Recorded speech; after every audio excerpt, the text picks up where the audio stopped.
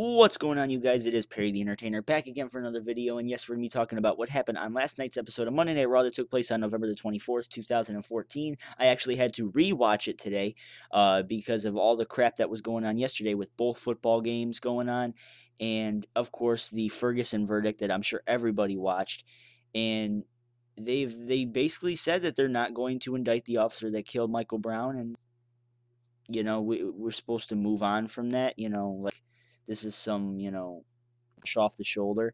This guy's going to get off scot-free for killing a black man, and this is completely unacceptable. I'm just going to say that. I'm not really qualified to be able to talk about what happened and what transpired and all that stuff and what I think should happen, because what I think should happen may not be what exactly you think should happen. So I'm gonna save that kind of for another day, or if you guys want to check Twitter, because I did kind of rant a little bit on Twitter about the verdict. So if you guys want to check that out, the link is down in the description box below. So I feel very uncomfortable talking about it on here, so we're just gonna kind of dive right into what happened on Raw, and yeah, let me know what you guys thought about that. It's a very big travesty in Ferguson, Missouri right now. And just please, if you live around the area, just please stay safe. That's all I would like to say. Stay safe and don't participate in these riots and stuff, because it's completely unacceptable as a nation. So as a society and as a nation, we're supposed to be growing and all this stuff. And, shit like this just starts. And anyway, we're going to dive right into what happened on Monday Night Raw.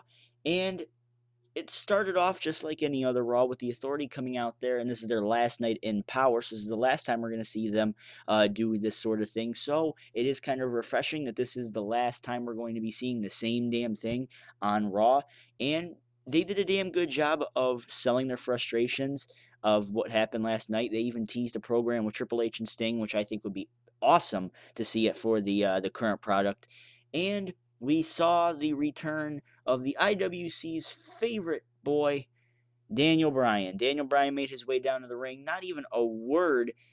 Well, one word, of course.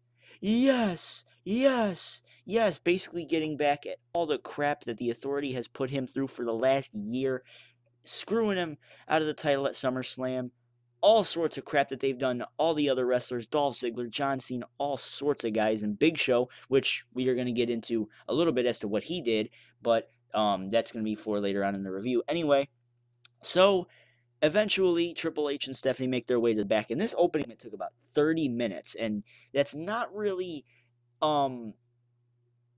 I'm not gonna say not good, but it's not something WWE would like to do, especially off the heels of what we saw at Survivor Series. You don't want to make people sit through a 30-minute segment. And yeah, people are gonna sit through it because it's Daniel Bryan and shit, but all these people that are bitching about, oh, matches should start off the shows, and then they sit through 30 minutes of this crap because it's an IWC indie darling.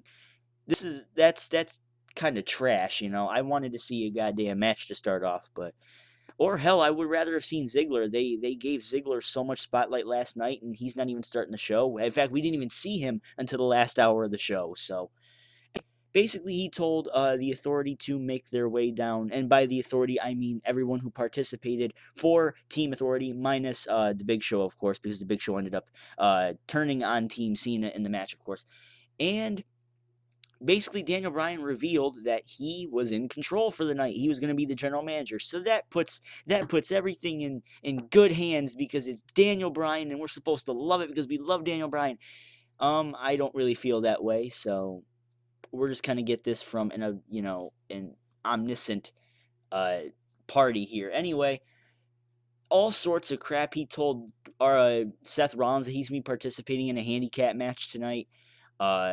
And his partners are going to be determined on the WWE app, and you have to choose between, I think it was Mark Henry Kane, Mark Henry and Luke Harper, and J&J Security, Joey Mercury and Jamie Noble. So, of course, you knew everybody was going to choose the security, and we'll get that later. Anyway, Kane was demoted from Director of Operations to now Director of Food and Beverage. Yes, now he's a concession stand worker. So, if you didn't hate Kane before for wearing a suit and tie, you're going to love him wearing a fucking apron. Mark Henry had to face Ryback, and that was actually coming up next. But Luke Harper was said that he has to defend his Intercontinental Championship against Dean Ambrose, which happened later on the night as well. And Rusev is put in a spot where he either has to participate in a roster-wide battle royal for the United States Championship, or he and Lana have to say the Pledge of Allegiance with the flag behind them and everything. And so that's a big kick in the face towards what they believe in and everything. And I think overall, I thought the segment was pretty good. I didn't really like them kind of. I mean, I do like them punishing the Authority because, in fact, that's what they were going to do to Team Cena, regardless. Even if they did win, they were going to punish Team Cena by firing them and then punish Team John Cena anyway. But it was very, very, very long, very time consuming. But people are going to love it because it's Daniel Bryan, and the heels get their comeuppance. Anyway, first match of the night, Ryback versus Mark Henry. This match, maybe 15 seconds? And Ryback ends up getting the victory, so Mark Henry has jobbed twice in the last 24 hours. Next match, because I'm going to kind of completely ignore segments unless they were really important. Next match was the IC Championship match between Luke Harper and Dean Ambrose, and I found it kind of ironic how they put Dean Ambrose in this position where he's against a former Wyatt member, and he just so happens to be in a feud with a Wyatt member, and he's going to be fighting Bray Wyatt at the TLC pay-per-view in a TLC match. And they were slow to kind of start with. I didn't expect a whole lot coming out of the match. I'm not expecting a 5-star classic on Raw for the IC title, but we got more lame disqualifications and all this crap, and basically he did the same damn thing he did to Bray Wyatt to Luke Harper. DDT'd him on the steel chair. I think he went out to go get a table at one point, and then that's when Bray Wyatt came out, and Bray Wyatt got his revenge for what he did at Survivor Series, and Bray Wyatt left Dean Ambrose in a pile of chairs, and I think what the hell did he do? I don't remember what exactly. Basically, he did exactly what Dean Ambrose did on Survivor Series. So I think if you dropped the lame DQ finish and just had Wyatt kind of attack him and keep the same feel, it was a fun match, and I liked the attack afterwards, so it kind of does play into their match coming at TLC. New Day promo, we're going to see them next week, apparently. Larry the Cable Guy, and Santino made his return, by the way, Santino. So welcome back, Santino. And like I told you guys already, I definitely respect Santino for coming back after this neck surgery and everything. So if he's actually here to compete, which he wasn't, of course, he was here to play kind of second fiddle with Larry the Cable Guy. And god damn, like I would much rather have sit in the goddamn courtroom with the camera facing the podium where the guy was announcing, the verdict and everything. I would rather have just sit there and have absolutely nothing happen. I'd rather watch that than this crap. Anyway, we saw Miz and Damian Sandow, or Mizdow, whatever, defend the tag team championships that they just won against Gold and Stardust. And the story was Miz made the tag to Sandow, and then basically did the same damn thing. He ends up tagging himself back in because he knows that the fans love the stunt double. So that's everything that happened there. Everything was pretty solid. The crowd was not necessarily into the match. So Sandow kind of had to sell for a little while, but Sandow and Miz end up getting the victory again, and obviously I love that, being a Miz fan. So I'm wondering what they're going to do with the tag team titles now. I'm glad that they put it on two guys who have a whole lot of screen time, and so now they can actually show that they have a damn tag team division, and they actually put effort into the damn thing. Anyway, more segments with Kane giving concessions and shit, so that happened. Rusev's decision. So Rusev and Lana are in the ring. They try to leave without accepting what Daniel Bryan said.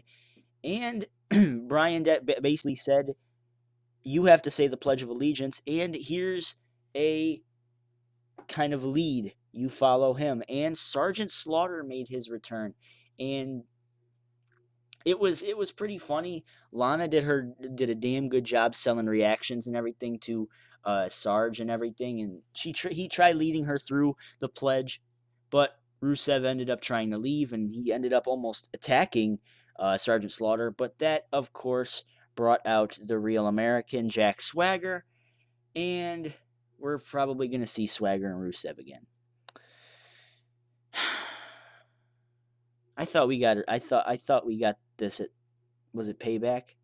I thought that was it. And SummerSlam, I think it was too. I'm sorry. I'm sorry to anybody who actually wants to sit through this stuff. I'm sorry. Justin Gabriel versus Fandango again. Fandango making his Raw return, and I was trying to watch this match and I wasn't paying a whole lot of attention to it. But now that I'm thinking about it, now that everything's kind of settled in and everything, this new Fandango character where he's now a salsa dancer instead of him being a ballroom dancer, it's dead.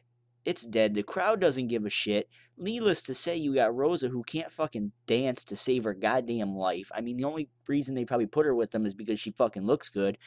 And Fandango was pretty much damaged before the damn thing even started. And they repackaged him with a completely lamer version of himself, basically. So, if you missed the Survivor Series pre-show, you got to see it on Raw. So, it's dead. If WWE can try and do something with this, I'll give them props to try. But this is dead. This is just dead. Just throw him back in NXT. Hell, I'd rather see him in NXT and maybe drop the whole dancing thing in general and just go back to fucking Johnny Curtis or something. I don't know. Big explanation for why he turned on Team Cena. He was trying to set the record straight and say that he's not a bad guy.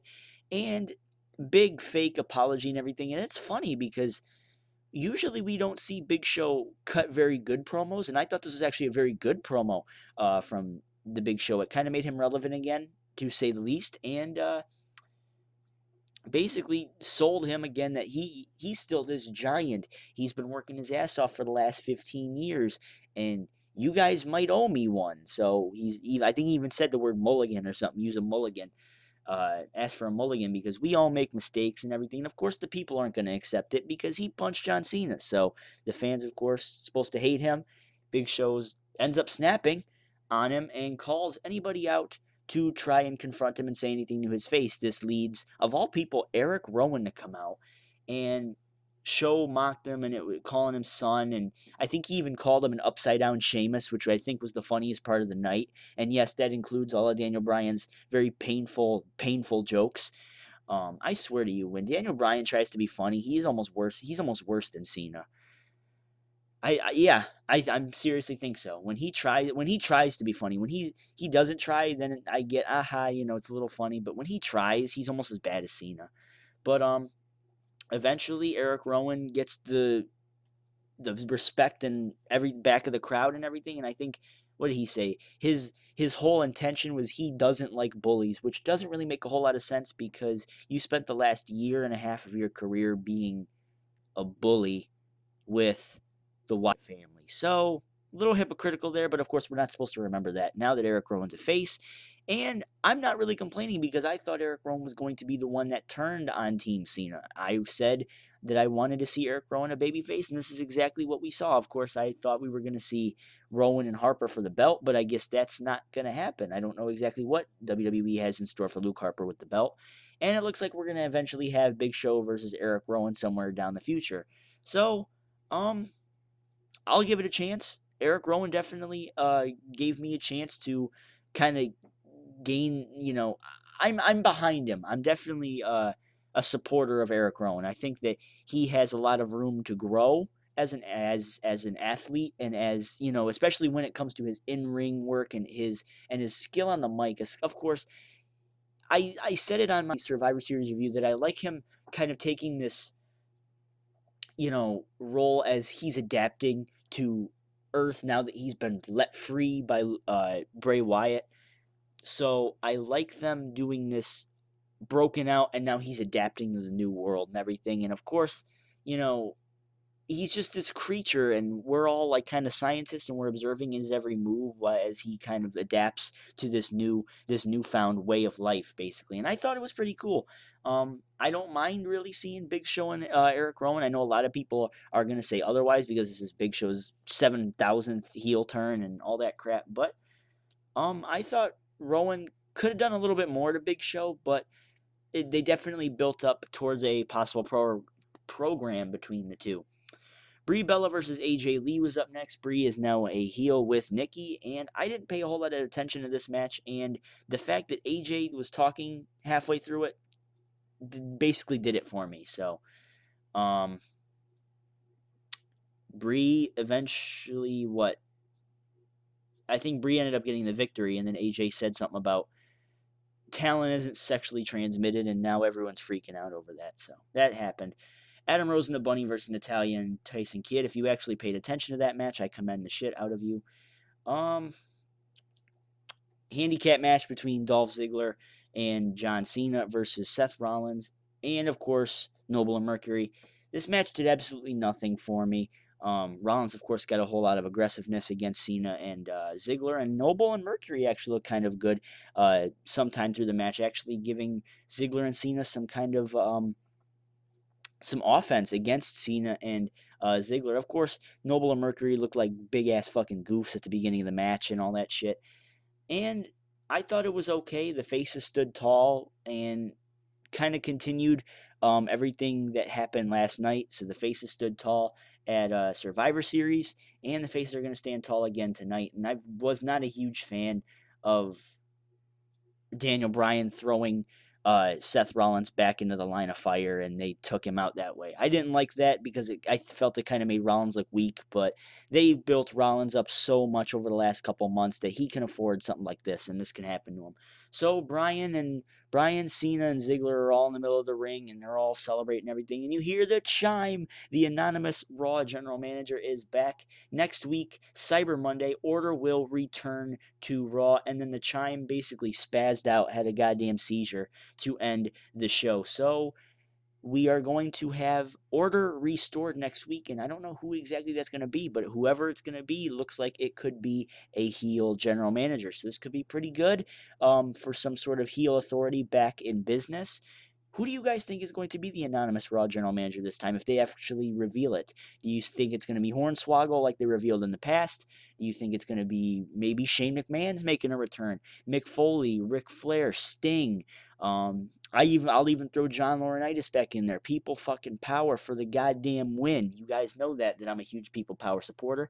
And what did you guys think? Also, apparently from what I heard after the show, after the cameras went off the air, Dan Bryan grabbed a mic and basically said that he has been cleared to compete. And I don't know exactly if that's true or not. I would like some clarification down in the comment section below. If you guys made it this far into the video, let me know. Did Daniel Bryan say anything about coming back and he's medically cleared to compete again? Let me know down in the comment section below what you guys thought about Monday Night Raw, and I am out until next time, which should be tomorrow for your weekly dose of hashtag spoilers. Perry the Entertainer signing out. Peace.